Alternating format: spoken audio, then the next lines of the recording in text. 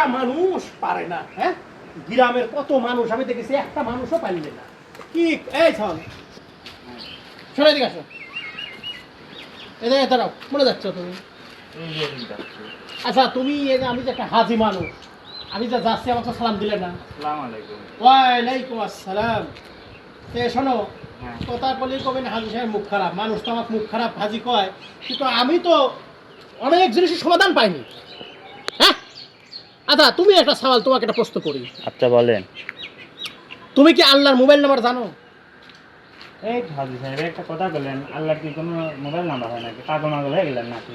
কি কথা কলি কবেন হাজি সাহেব মুখ খারাপ, আল্লাহর মোবাইল নাম্বার জানো না, আবার কয় কি আল্লাহর মোবাইল নাম্বার হয়? আল্লাহর অবশ্যই মোবাইল নাম্বার আছে।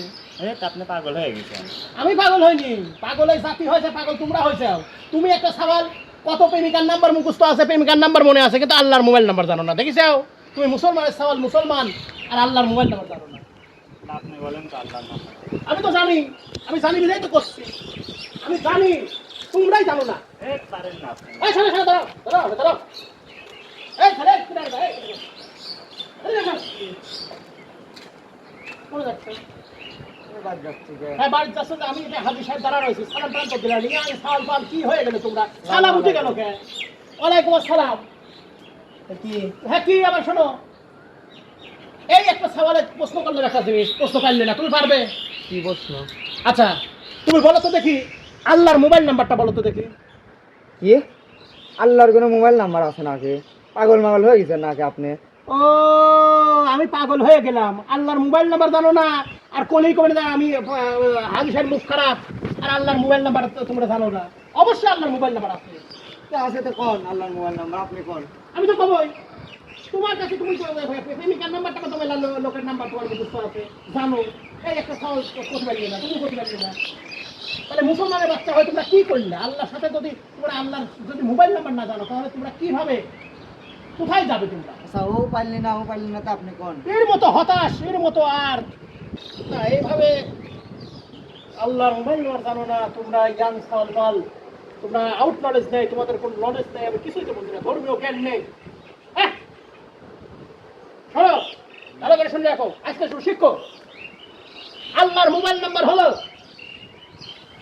1 2 3 4 5। কি কয়? এটা কোনো ডিজিটেরও নাম্বার হয় নাই, নাম্বার তো 12টা থাকে। হ্যাঁ, তো 1 2 3 4 5 এর কোনো নাম্বার হইলে 5 ডিজিটের কোনো নাম্বারই হয় না। আল্লাহর মোবাইল নাম্বার এই 5 ডিজিটেরই হয়। এ দে ফোন দে তো। আল্লাহর বলে নাম্বার আছে 1 2 3 4 5, তো কোনো নাম্বারই দেয় না, নাম্বার ইজ রং। তোমরা বুঝবে না, এইটাই আল্লাহর নাম্বার, এই 5 সংখ্যাই হলো আল্লাহর নাম্বার। নাম্বার হলে তো ফোন যাবে। ফোন তো যাবেই, ফোন যাওয়ার কার্যক্রম করতে হবে, ফোন যাওয়ার হলো উপায় বের করতে হবে, ফোন যাওয়ার ব্যবস্থা করতে হবে তোমাদের। সেটা হচ্ছে যে শোনো, ফজর জোহর আসর মাগরিব ইশা, এই 5 বার যদি মসজিদে যায় ইবাদত বন্দেগী করো, তাহলেই তো আল্লাহর সাথে তোমাদের সাক্ষাৎ হবে, তাহলেই আল্লাহর সাথে তোমাদের যোগাযোগ হবে, তাছাড়া কোনো যোগাযোগ হবে না। আল্লাহর সাথে যোগাযোগের মাধ্যমই হলো 5 ওয়াক্ত নামাজ। 1 2 3 4 5, ফজর জোহর আসর মাগরিব ইশা, এই 5 ওয়াক্ত নামাজ পড়বে, দেখবে যে তোমাদের সাথে আল্লাহর সম্পর্ক গড়ে উঠবে, আল্লাহর সঙ্গে যোগাযোগ হবে। কি কিছু বুঝলে? জি বুঝছি। এটাই হলো আল্লাহর মোবাইল নাম্বার 1 2 3 4 5, অর্থাৎ ফজর জোহর আসর মাগরিব ইশা। মনে থাকবে তো তোমাদের? জি হাজি সাহেব। হ্যাঁ দাও, যেখানে যাচ্ছ দাও, তাহলে কিছু শিখলে পাই।